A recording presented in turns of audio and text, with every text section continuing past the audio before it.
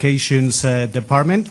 And we are gathered here today for the launch of the latest edition of the World Economic Outlook, which is titled Global Economy in Flux, Prospects Remain Dim.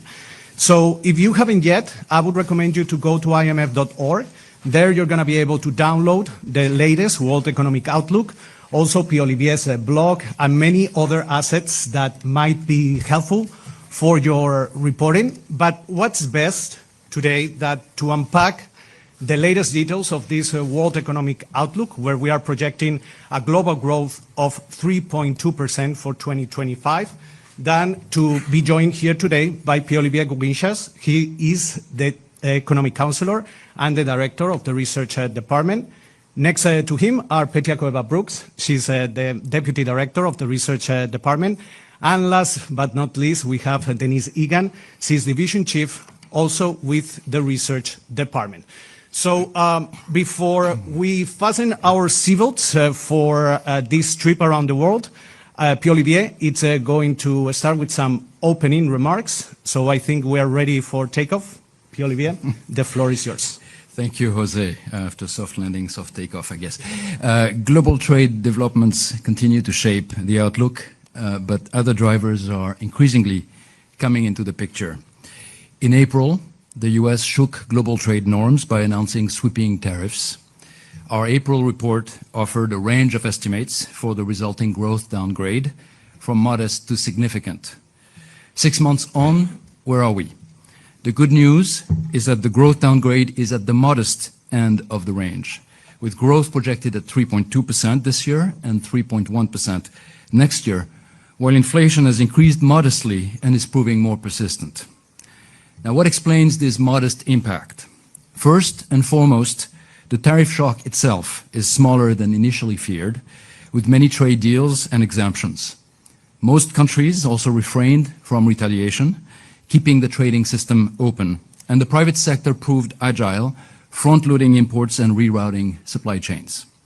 Second, financial conditions remain loose, in part because of a weaker dollar.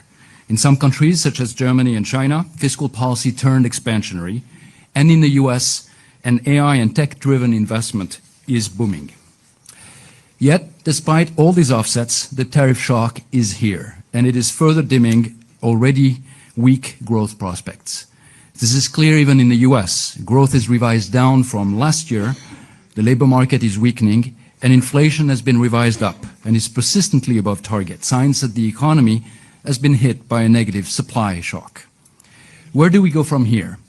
The outlook remains fragile and very sensitive to news on the trade front, as I'm sure all of us have noted. Flaring up trade tensions with the potential for supply chain disruptions could quickly lower global output by as much as 0.3 percentage point, as we explore in our downside scenario. Besides trade tensions, I want to quickly flag 4 other downside risks. First, there are echoes in the current tech investment surge of the dot-com boom of the late 1990s. It was the internet then, it is AI now. We're seeing surging valuations, booming investment, and strong consumption on the back of solid capital gains. The risk is that with stronger investment and consumption, a tighter monetary policy will be needed to contain price pressures. This is what happened in the late 1990s. There is also the flip side of the boom. Markets could reprice sharply.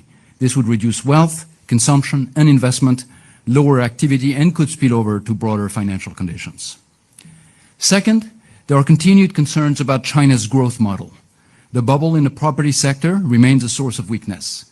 Growth in recent years has come from exports, but it is increasingly hard to see how this could be sustained, and the economy remains uncomfortably close to a debt deflation trap. The pivot towards investment in strategic sectors such as electric vehicles or solar panels through the use of large-scale subsidies has delivered significant gains in these sectors. But it may also have contributed to a broader misallocation of resources, as indicated by the lack of aggregate productivity gains. Our work highlights that industrial policy can indeed boost production in targeted sectors and sometimes productivity, but it brings significant fiscal and hidden costs and potential negative spillovers. Third, in too many countries, insufficient progress has been made to rebuild fiscal space. The situation remains precarious with lower growth, higher real interest rates, elevated debt levels, and new spending needs such as defense, economic security, or climate adaptation. Low-income countries are even more vulnerable as they face the prospect of reduced aid flows from richer countries. The lack of growth prospects could morph into social unrest, particularly among unemployed youth. Fourth, as fiscal constraints become more binding, we are seeing rising pressures on central banks.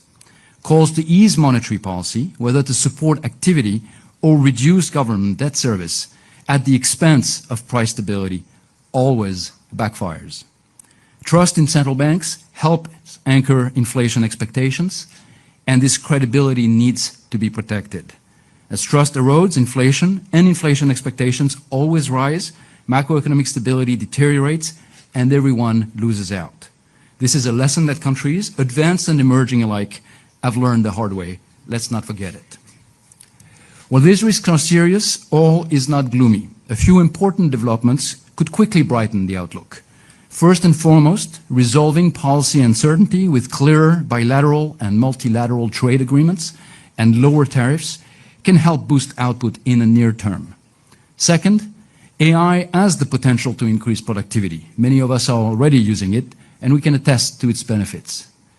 Improved domestic policies will also go a long way to help improve resilience, reduce macroeconomic risks, and help resolve global imbalances.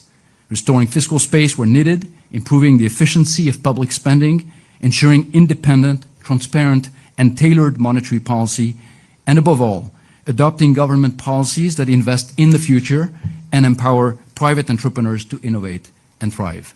Thank you. Thank you, Pierre-Olivier. So before we open the floor to your questions, some in-flight rules so we avoid any turbulence. First of all, if you want to ask a question, raise your hand, wait until we call on you. If we do, identify yourself and the outlet that you represent. We are trying to cover every region. We are not going to be able to cover the 191 countries, but we will do our best.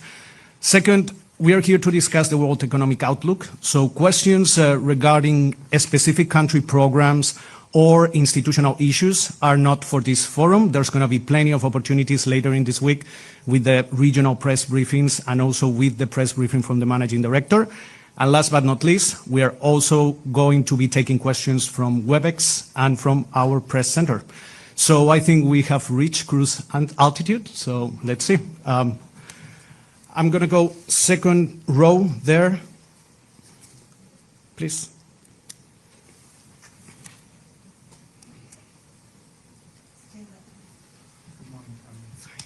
Sure. Good morning, Daniel Davis, Agence France Presse. I was just wondering, in your report you say that protectionist measures have had only a limited impact so far, but you've also flagged sort of high levels of uncertainty around trade policy. I was just wondering how much of an economic impact do you think there could be from the most recent tariff threats between the United States and China? Thank you.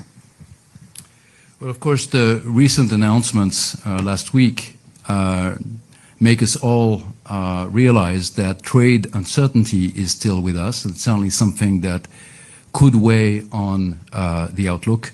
Now, of course, the situation is very fluid. There are lots of discussions going on, and this is obviously not in our baseline projections, 3.2% this year, 3.1% next year.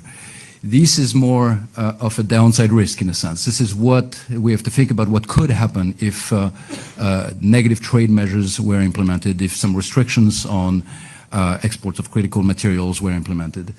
This is something, of course, we're thinking about. We have in our report a downside scenario. These are not these very specific details of what is being considered right now, but it illustrates the potential for the global economy to take a turn for the worse if trade tensions become more elevated. In the scenario that we explore, which again I want to emphasize is not necessarily targeted specifically to what we're seeing, there could easily be a decline in global output by about 0.3 percentage point.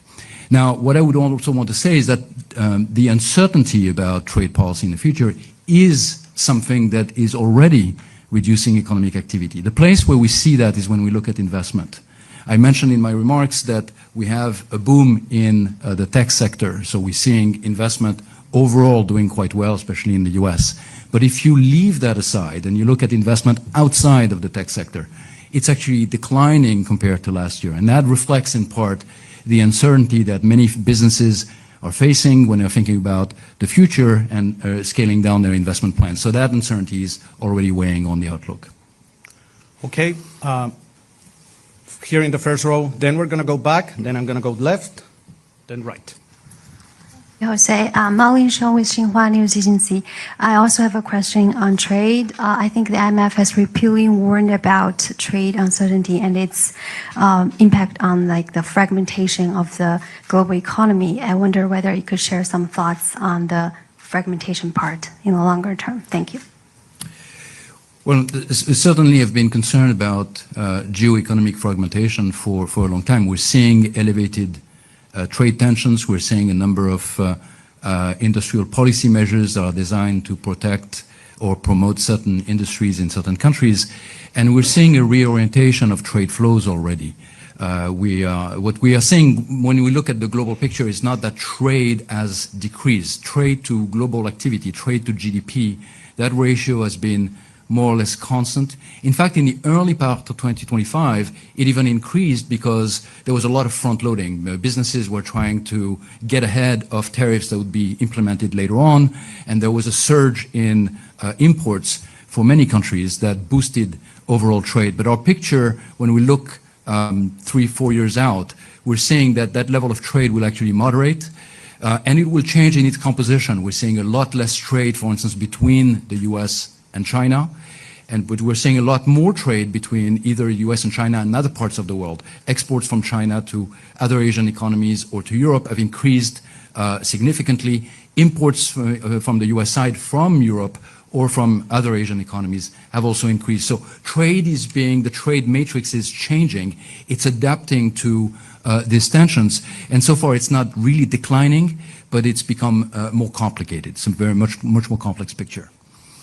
Okay, I'm going to go to the corner there, the woman with glasses, yes?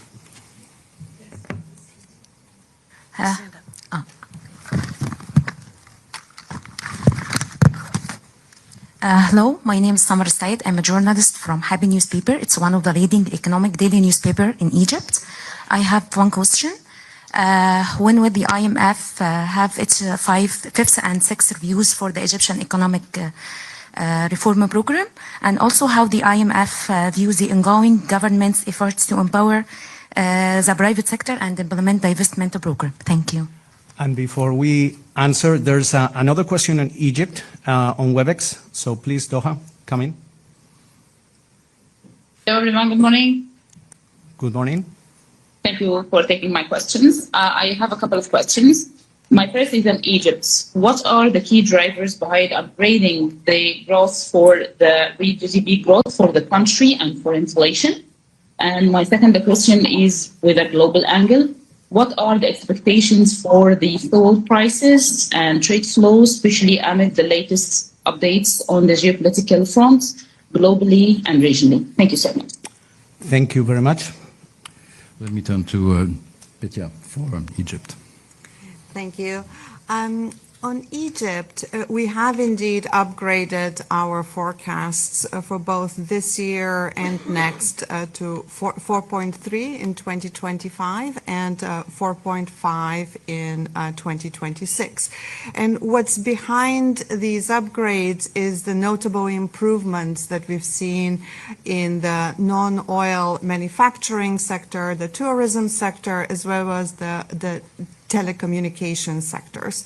And again, the buoyancy in those sectors has very much offset the declines that we've seen in the Suez Canal activity, as well as in the mining and extraction activities.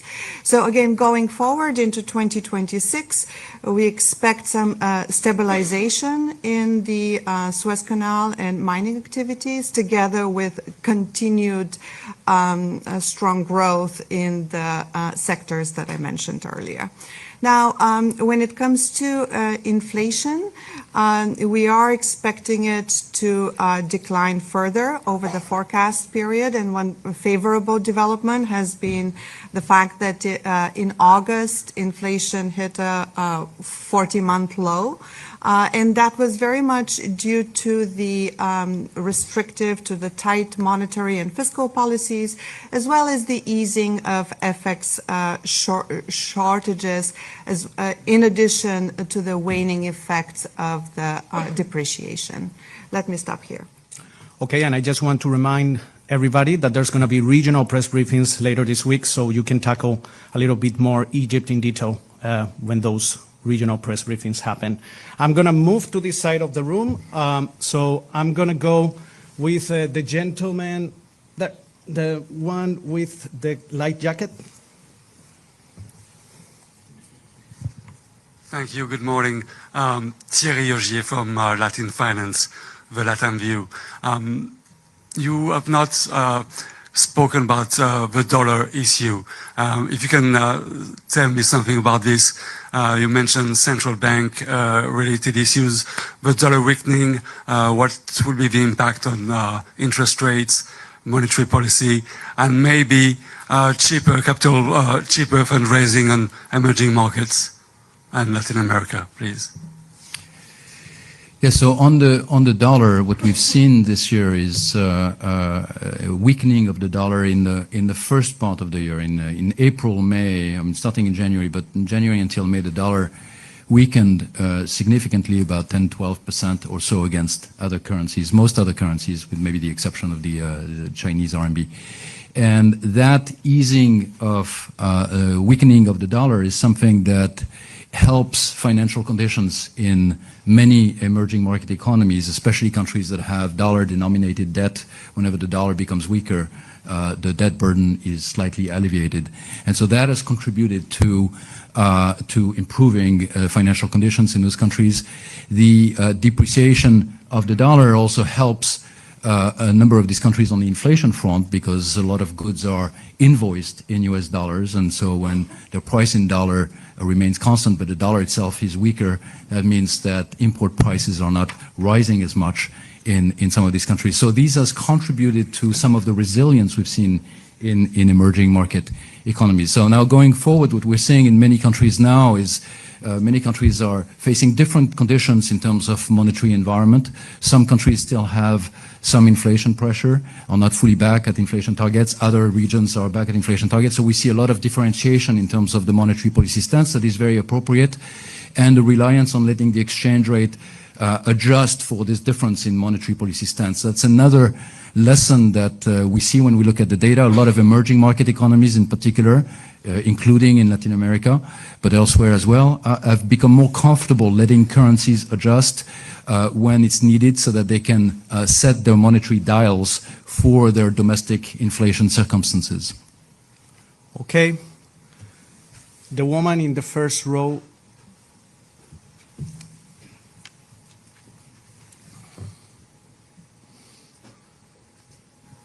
Thank you very much. My name is Hope Moses Ashike from Business Day in Nigeria. You projected Nigeria's growth to grow to 3.4% in 2025, few months ago. I want to know if there's been any change to that forecast, and what are the drivers of that forecast. Thank you. Well, indeed, the growth rate in Nigeria has been increased to, I believe, 3.9%, but let me turn it over to Denise to provide some more texture. Sure, thank you. As Per Olivier said, for 2025, we revised upward the growth rate for Nigeria to 3.9, so this is 0.5 percentage point higher than what we had before. And we have also upgraded the 2026 growth projection by 0.9 percentage point to 4.2. And actually, going back to 2024 number itself has also been revised upwards, and it's now 4.1. This is 0.7 percentage point higher.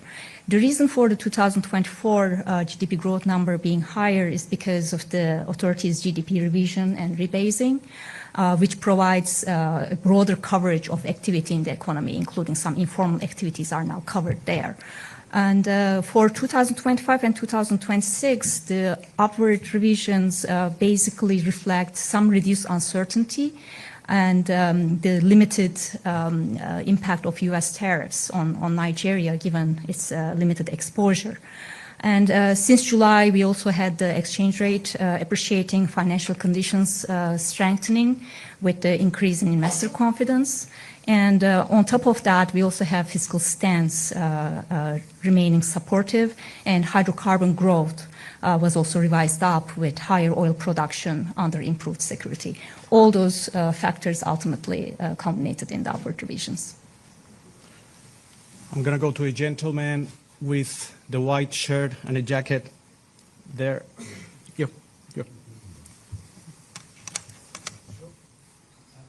BBC, hi, Pierre Olivier. Are you saying that this tech bubble is about to burst? Is that what you're saying? And just quickly on the UK, how do you assess the resilience of the UK economy? I mean, you slightly upgraded the UK this year, but inflation seems pretty high on your forecast. Okay, before we answer if the bubble is bursting or not, any other questions on the UK in the room? Okay, so we're going to go to Shu, then we're going to go to the gentleman in the back. Are these questions related to the UK? This is only on the UK, okay? Telegraph. You talk in the report about the link between fiscal vulnerabilities and financial market fragilities and the prospect of investors losing faith with countries in countries with high debt. Is the UK in that camp? And Sue, if you want to pass the microphone to... Thanks. And David Milliken from Reuters. You're forecasting that sort of this year and next sort of Britain will have the highest inflation in the G7. Do you think that Britain has some kind of sort of inflation problem, and how confident are you that these are all definitely temporary factors pushing up UK inflation? Okay, I think we're ready to answer. I will start with the easy question, the bubble. So obviously, no one can know for sure. What we are seeing is very robust investment in that sector, both from the companies that are directly developing models of artificial intelligence, the hyperscalers, but also a lot of investment from companies that are adopting, a lot of software investment. This is being adopted very broadly. And that certainly is contributing to the growth performance in the US right now. It's sustaining activity. The valuations that you see in the stock market reflects the projections about profits in the future, of course, and they are fairly elevated, so we see valuations are quite stretched. They might turn out to be right, who knows, but they are quite elevated, and they are feeding into strong consumption, because people see their portfolio being doing pretty well. And so all of that is adding to demand pressures, if you want. Now, whether this will be followed by a market correction, I don't think anyone can tell for sure, but we have to be, and part of our job is to be looking out for potential risks, and it's certainly one of the risks. Now, on the UK, so the UK is both maybe the highest inflation in the G7, but also above average growth in the G7. So it's actually doing something right in terms of growth, at least. So we have UK growth at 1.3% this year, and next it's slightly revised up this year, it's slightly revised down next year. And inflation is indeed being revised up as well. We have 3.4% inflation in the UK for this year, expected to decrease to 2.5%. So let me start with the inflation and then maybe end on the debt. So on the inflation, our analysis is that a lot of the drivers of the inflation numbers, which have been pushing up, I mean, inflation was 2.5 in 2024 and is now 3.4, so it looks like it's moving in the wrong direction. But a number of the factors behind this are what we see as temporary factors. There's been an increase in what we call regulated prices, the price of transportation, the price of water, and some earlier declines in some components of the basket, like energy prices, are sort of moving out of the window over which we calculate the inflation rate, and so you see some normalization coming from that. So we expect that this will moderate going forward, but there are risks, and we see some upside risk. Where are the risks coming from? Well, there is some increase in labor costs, and also, and perhaps this is the thing that I would pay more attention to is we see some increase in inflation expectations. Inflation expectations have been slightly nudging up, not just at 1 year, but also 3 year, 5 year. And that's a sign that somehow households and firms in the UK are becoming maybe a little bit less certain that inflation will be coming down quickly. And so the path forward for the Bank of England should be to be very cautious in its easing trajectory and make sure that inflation is on the right track. Now, finally, on UK debt, I mean, the rates have been increasing. The 10-year yield on the gilts have been increasing, but one has to keep in mind that they've been increasing and that the term premia have been increasing in many places around the world. There is a global factor at play here, which is that we are in an environment in which bond investors in general are becoming a little bit more prudent about their investment in sovereign debt. Our assessment of the UK debt market is that it's still a solid economy. The fiscal trajectory is expected to stabilize the debt to GDP.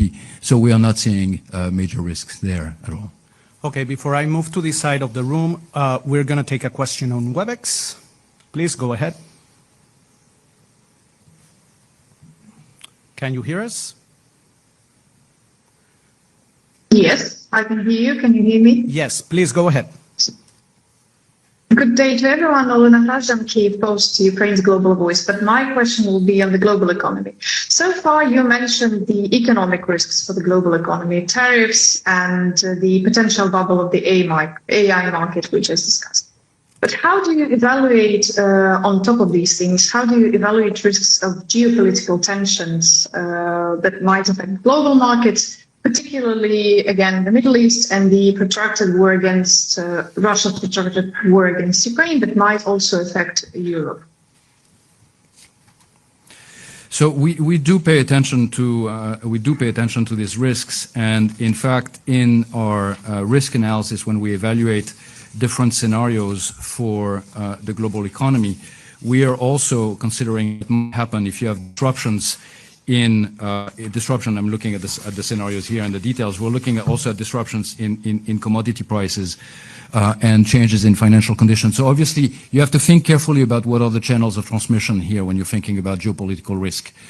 We have geopolitical risk already with us, and the question is, where might they manifest themselves? So if they manifest themselves in a way that leads to disruption in energy markets in particular, then that could lead to an adverse effect on the global economy. If you imagine that you have disruption in oil markets, for instance, which we have seen in the past, or if you think about energy markets more broadly. If you have other types of tensions, I think then the issues might be a little bit more complex to analyze. You might have to think about what is the impact on growth rates, what is the impact on, you have to think about the spillovers. You know, for instance, if I were to think about the spillovers from what is happening in Ukraine specifically, you'd want to think not just about the impact on uncertainty it creates in other countries, there are impact on in terms of labor migration. So you want to factor all of these different layers to come up with an assessment. So I think there isn't a generic answer. That's my answer is that there is not a single answer, and one has to look at the specific details. But one of the things we've looked at in the past in some of our risk scenarios is precisely to think about an escalation of geopolitical tension that would affect energy markets and energy prices. As promised, I'm going to this side of the room. I'm going to take the lady here. Hello, good morning. This is Noura Amashi from Asharq with Bloomberg from the Middle East. So the WEU has, over the past 2 years, highlighted geopolitical tensions, particularly the Russian-Ukrainian war, which our colleague just referred to, and the war in Gaza as a main risk factor and concern for growth globally and regionally in the MENA region. Now that the peace deal has been signed yesterday in Sharm el-Sheikh in Egypt, will this prompt the IMF to revisit the outlook for the region? I know Petya just highlighted the outlook for Egypt and how this has been raised, but I mean, would this prompt the IMF to revisit those numbers now that the peace deal has been signed, especially that we are looking forward for huge reconstruction plans for what lays ahead of that war, and that might change probably the plans for all the exposed economies, Egypt, Jordan, the West Bank. And another I know this is about the outlook, not about programs, but will the IMF consider any special treatment or program for Gaza, even if Palestine is not one of the countries or the member countries in the IMF, given that it has undergone a two-year really bad war? Thank you. Okay, on that last part of the question, that is for the regional press briefing. The first part of the question. Well, I would just say first we welcome, of course, the developments over the last few weeks and the announcement of the first stage of a peace plan that would bring some economic and political stability to this region would be a major achievement. In terms of the economic implications for the regions, there are also things that will be covered in more details in the regional briefing that my colleague Jihad Azur will give.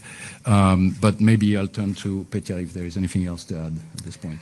Not much to add. Of course, this presents an opportunity to build the foundations for a lasting recovery in the region, and we stand ready to cooperate with the international community on this. Just to say that for the region itself, beyond Egypt, we have actually upgraded the forecasts, and that is the case both for the oil exporters as a group, mainly due to the unwinding of the voluntary cuts in Saudi Arabia, but also for the oil importers. There we see the positive impact of relatively lower commodity prices, as well as the robust remittances and relative strength in the tourism sector, all of which have contributed again to the upward revision of the forecast for those countries. I'm going to go to the gentleman with the tie, red and blue.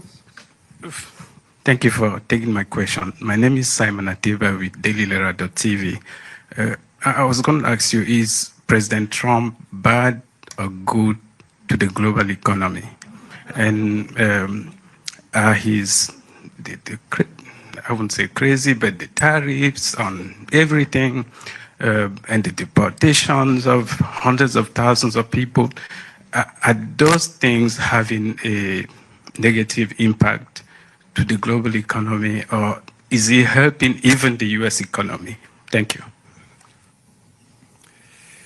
Well, let me take the question from the angle of the labor market here, because I think this is one of the important developments that we've seen in the last year.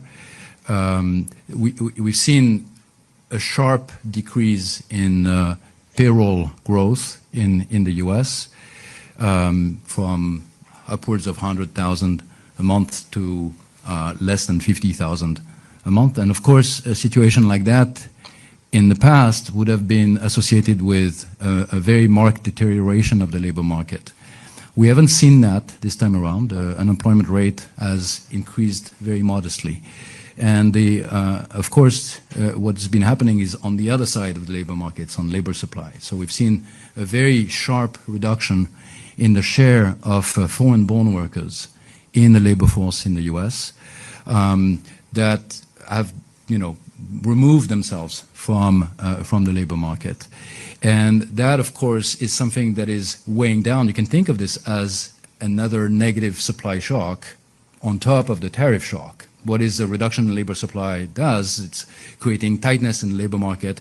It's adding pressures in the labor market. It's potentially adding costs. It's reducing output. So it's potentially both reducing output and increasing inflation. So that reduction in the foreign-born share of the workers in the labor supply is something that goes in the same direction as the tariff shock, and certainly weighing on economic activity in the U.S. Now, there are other forces pushing in the other direction. We mentioned the AI investment surge. There is a fiscal policy that is becoming quite stimulative.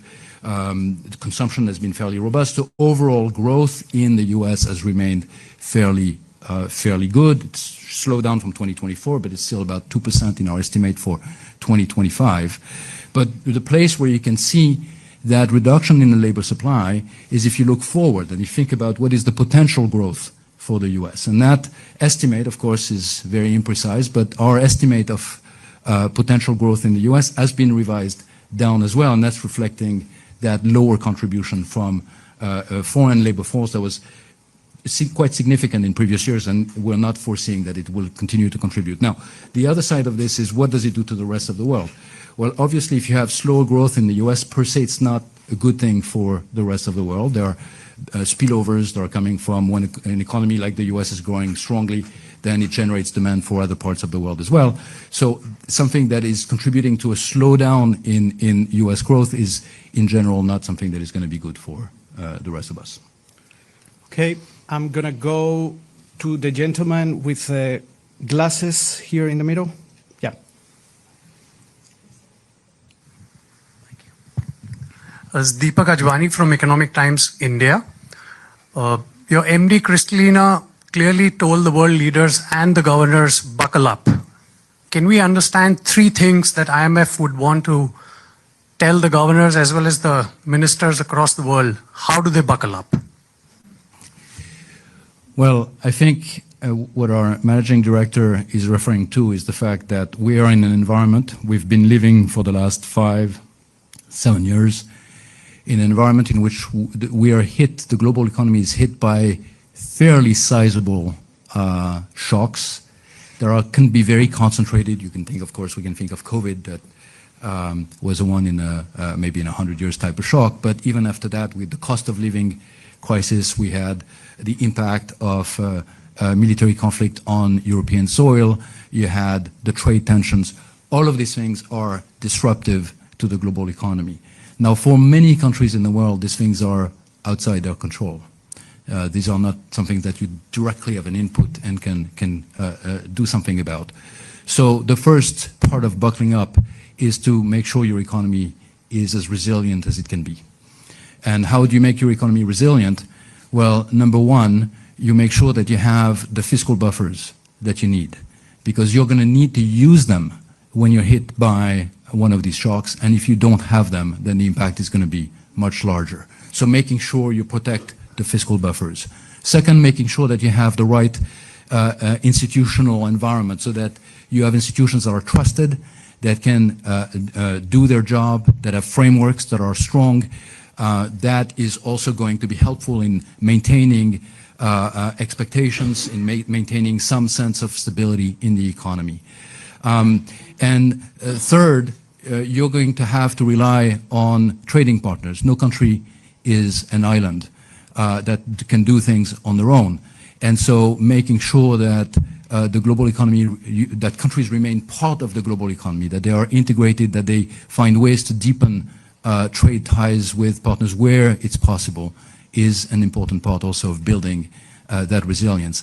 And fourth, at the end of the day, growth comes from the private sector. It comes from adoption of technologies that have been developed elsewhere. Most countries are not at the frontier of innovation. Most countries are inside that frontier and catching up with it, or developing that frontier, making sure that the right efforts are made in terms of skilling the labor force, in terms of adoption of technology, in terms of infrastructure investment, so that countries can grow rapidly and unleash the private sector innovation and entrepreneurship.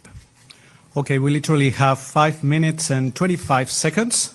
So I'm going to take the lady with the white shirt.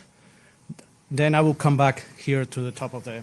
Hi, I'm Mehreen Khan from The Times.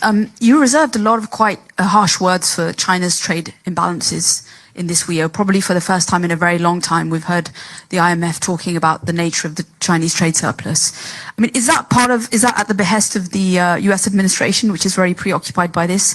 This morning, Scott Bessent, the US Treasury Secretary, said that China is trying to export its way out of its domestic problems and it's hurting the world economy. Do you share that assessment?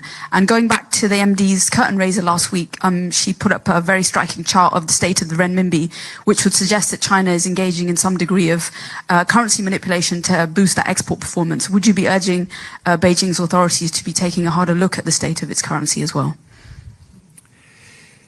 So on China's external balances, I would refer you first to the external sector report that we produce every year. That's the other flagship that comes out of the research department. The latest iteration was published in July. And that report tries to assess when countries have excessive surpluses or deficits. And that report highlighted that there's been an increase in global imbalances. There's been an increase in excessive deficits and excessive surpluses among different countries of the world. And it flagged 3 of them as having excessive either surpluses or deficits. Excessive surpluses were found in China, as you point out, also in the euro area, and excessive deficits in the US. So I think we had a report that was very even-handed. Now, in terms of the economic issue on China's growth model, I think what I highlighted in my opening remarks, and I think that's certainly the view that we have here at the fund when we do our analysis of the Chinese economy, is that you have an economy where domestic demand has been very weak for some time now, has been very weak on the back of a property sector boom-bust that has not been fully resolved. We're 4 years plus in, and that property sector is not fully resolved. The real estate sector is still not recovered, and there are still a lot of potentially non-performing loans and the valuation effects that are not realized in that sector. And that's weighing on confidence. Chinese households and businesses are reducing, scaling down their consumption or their investment because of that. So the growth in the Chinese economy in the last few years has been coming in significant part from the external sector. But what we are seeing there is something interesting, which is we see an increase in volumes that are being produced, but we see increasingly a decline in the prices at which they need to be sold on markets. And that suggests that somehow the market has a limited capacity to absorb all of that is being produced coming out of China. And that suggests that that growth engine, that second growth engine itself is starting to face difficulties. So our advice to the Chinese authorities has been for some time now, it's been for many years if you look back at our Article 4, there is a need to rebalance the growth model towards a sustainable domestic demand. And there are a number of steps that can be implemented to do that, and some of them I'm sure will be covered in the regional briefing, but that would pivot the economy away from being too heavily reliant on an export sector that is becoming more fragile in the environment we're in, and a more resilient domestic growth engine. Okay, I'm going to try to squeeze one last question. We only have 1 minute and 27 seconds. I'm going to go with the lady with the glasses. And this is the last question. Don't get frustrated. There's going to be many opportunities to ask questions. Hi, good morning. Kemi Oshikoya with the Africa Bazaar magazine. Could you provide updates on Africa? And I know a lot of the news this morning has been sort of gloomy. Could you give us any highlights, spots on the continent that are doing great? Thank you. Let me turn this to Denise. Okay, I'll give you an answer in 50 seconds, but as Jose said, I'm sure our African department colleagues will be happy to elaborate further on that. So for sub-Saharan Africa, we had growth upgraded, actually. Growth projections for 2025 are up by 0.2 percentage point, and same goes for growth in 2026. So we have 4.1 projected this year and 4.4 next year. And this resilience of the region has been supported by macroeconomic stabilization as well as reform efforts that's been going on, including in key economies such as Ethiopia and Nigeria. That doesn't mean that there are no vulnerabilities and there are no challenges, especially the resource-intensive and conflict-affected countries are facing significant headwinds. And based on our medium-term outlook, also, we do see certain challenges coming, and we do believe that the low-income economies, including in sub-Saharan Africa, are facing challenges in terms of the per capita income gap with their advanced economy peers widening as we go. And the thing to do in such an environment is going to be turning a little bit inside, as Pierre-Olivier was saying, strengthening institutions, further doubling down on the reform efforts, including revenue mobilization through tax reforms, and strengthen debt management, including debt transparency and governance, and doing other structural reforms that could unlock the potential of the region. Let me stop there. Okay, I think that we did achieve a soft landing.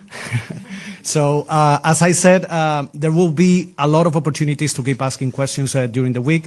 And on behalf of Pierre-Olivier, Petia, Denise, the research department and the communications department, we thank you all for attending this press briefing. A couple of reminders. The next press briefing is going to happen in this exact same room for the Global Financial Stability Report. Tomorrow we have the Fiscal Monitor, and later on the week we have the press briefing from the Managing Director and all those regional press briefings we've been mentioning during this press conference. So thank you. Any comments, feedbacks, media@imf.org. Thank you very much. Thank you.